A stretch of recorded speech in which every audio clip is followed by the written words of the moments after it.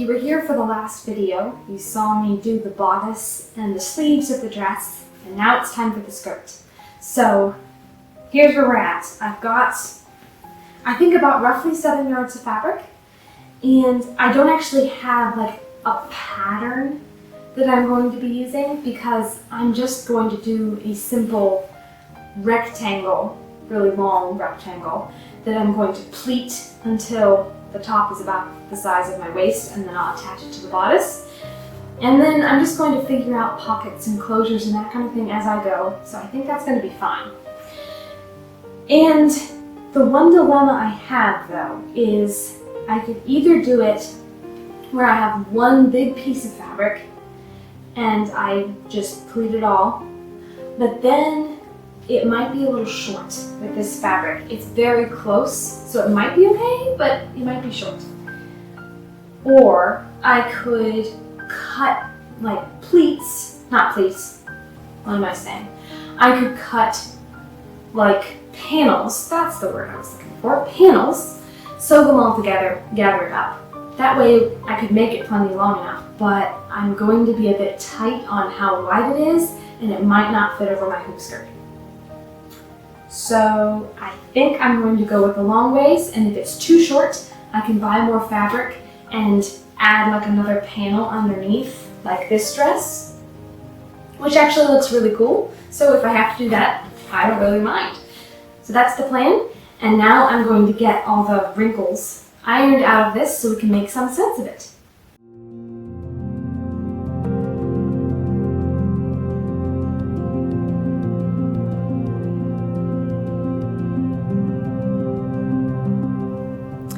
Now that we're pretty well ironed, I'm just going to do a little math and figure out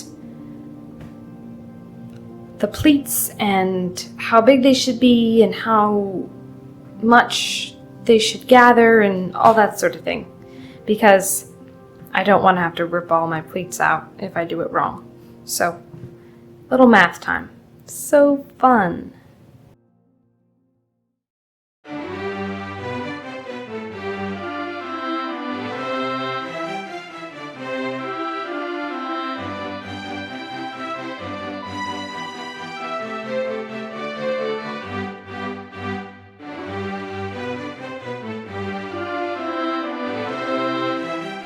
Okay, so I've never been known to be a great mathematician, so I'm not going to try to tell you how to calculate this. Actually, you probably shouldn't even be looking at this.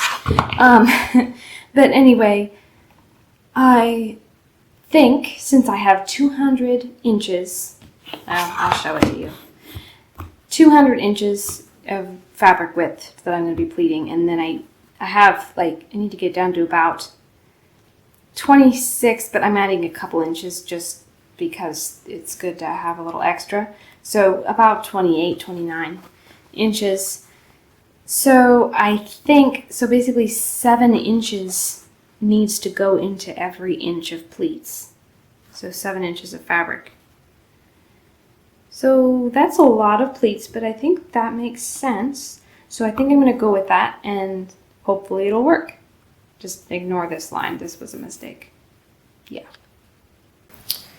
So here are many, many pleats. Still got a long way to go, but I've done a lot already too. So I'm using what's called the fork method, I think.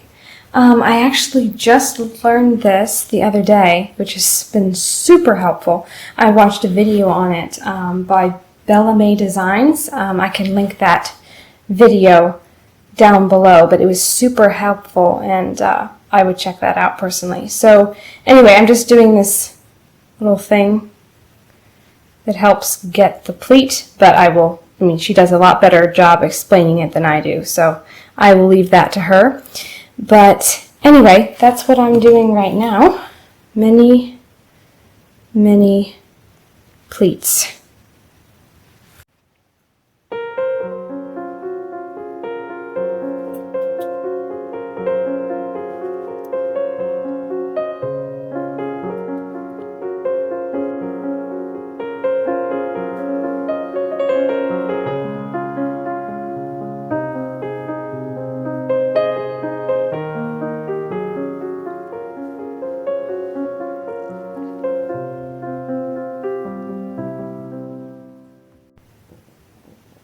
we are officially pleat complete.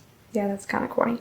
Anyway, we have stuffed 7 yards of fabric about into less than a yard of pleats. It is very, very bunchy. So yes, all pleated. Now I need to figure out some things. I need to find the center so that I can figure out the closure, because I think I want the seam to be in the back. I don't really want that in the front, but I do need to cut a small section down the middle to do some sort of closure so that I can actually get the dress on. So yeah, some figuring to do, but I'm really happy that the pleating is done. So now that I've had some time to figure out things, I marked the middle so I know where I'm going to do the little closure, so I won't stitch right there. Now that I have that, I think I can go ahead and just sew these pleats now so that they're all done and I can take this enormous army of pins out. So yeah, let's get to that. Be so glad when that is done.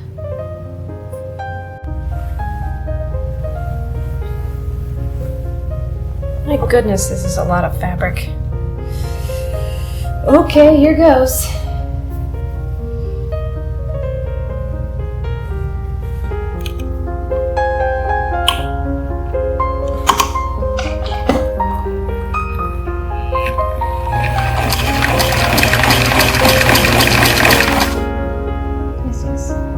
It is important to actually remove pins.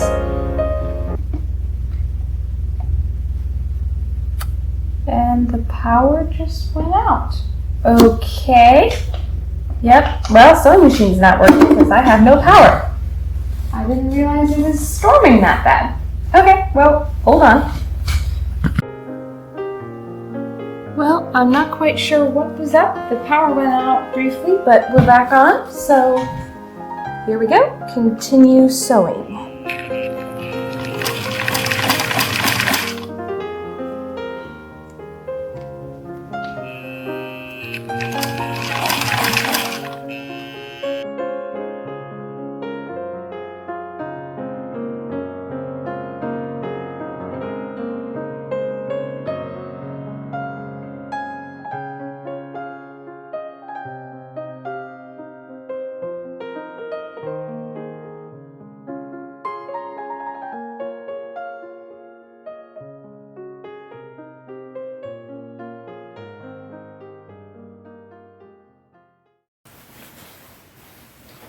So I just threw this on over my hoop skirt, and I'm really happy with how gathered it is. It looks really pretty, but it's kind of short.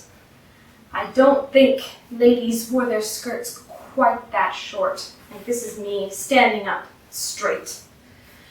And I think it's about 5 inches from the ground, which it's not even hemmed yet, so it's going to be even shorter than that. So I think I need to work out some sort of second panel underneath, which I think is fine. I'm not too disappointed about that.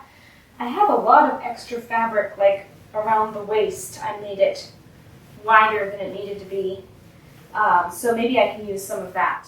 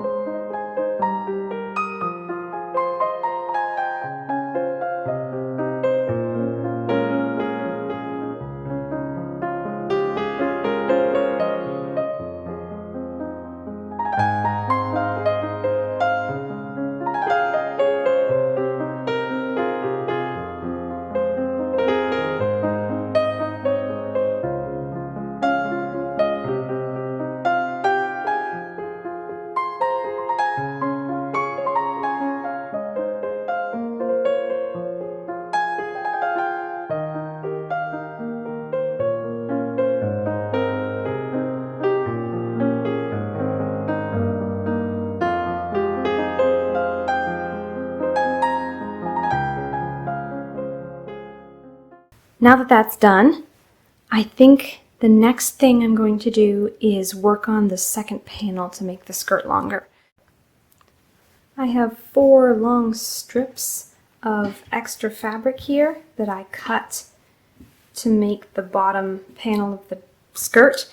So I'm going to have to sew all those together, and I want it to look nice. I don't want it to look like, oh, you ran out of fabric and had to do a weird fix job. So what I think I'm going to do is when I attach these together to make them one long piece, I'm going to make it look intentional, or try to, by hemming each side, something like this. Doing this one-handed is interesting. So anyway, I'm going to just attach them at the top. And then I was going to put some trim around the edge. The same trim that's going to be around the collar, so it all matches nice. If I have enough, I might have to get some more. But I'm going to probably run it all the way along the edges, so it'll create a nice, I don't know, reversed box pleat effect almost. We'll see how that looks. But I think it's going to just give the bottom of the skirt a real pretty finishing touch. So that's the plan. We'll see how it goes.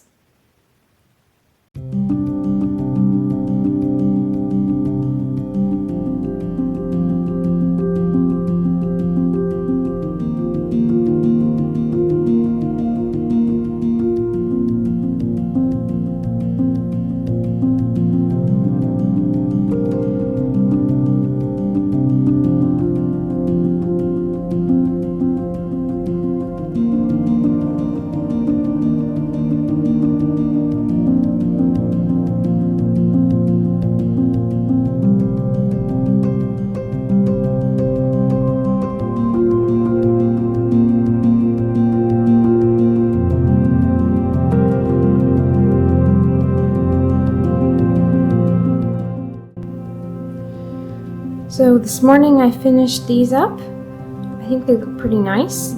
So I'm pretty happy with that. And now I'm going to try to simultaneously hem the bottom of the skirt while attaching these, so I don't have to sew over everything twice. I think that'll work fine, so I'm just going to pin the hem and then pin this to it, and then just sew the whole thing together. I think that will work fine.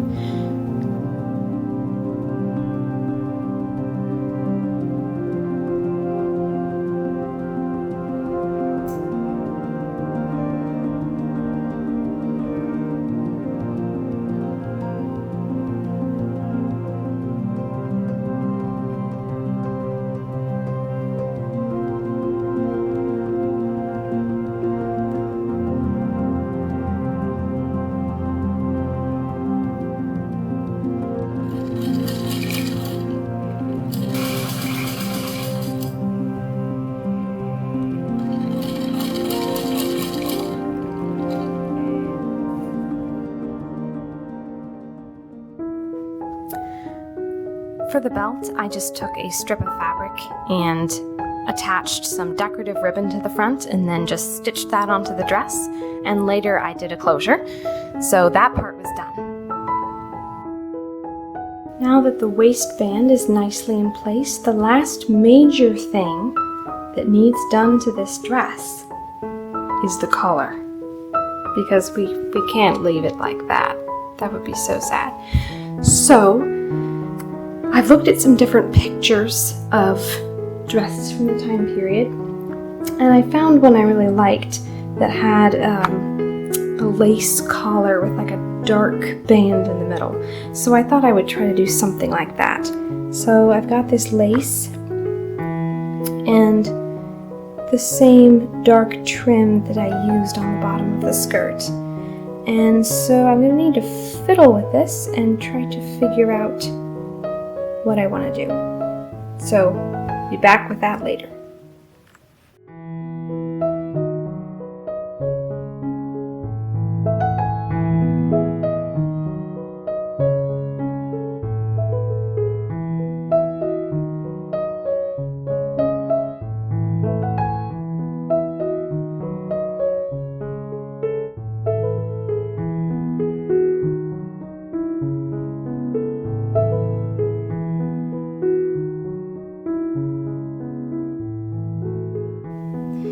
Now I have all the edges on the collar turned down and sewn, and also I stitched the trim onto the lace, so now I'm ready to hand stitch it onto the dress. I'm gonna do it fairly loosely, like not so it'll fall off, but I want it to be kind of temporary so that I can take the collar off without too much trouble if I ever want to. So definitely going to be less permanent. So that's what I'm doing next, and then when that's done, the dress is basically done, except for boring finishing touches that, you know, are not very interesting. Unfortunately, I really got into what I was doing and I stopped filming at this point, but I ended up having to cut some slits in the lace, one at the back and I think one on each side, just so it would be able to make the curve, because it's a straight piece of lace, so it's not going to want to curve around a collar without bubbling and turning under on itself. So anyway, I just cut some slits and then bound off the edges so it wouldn't unravel. And that really helped the lace be able to make the curve. And then I just tacked it down so it wouldn't bubble anymore. But anyway, this is the last thing, and then I will show you the finished result.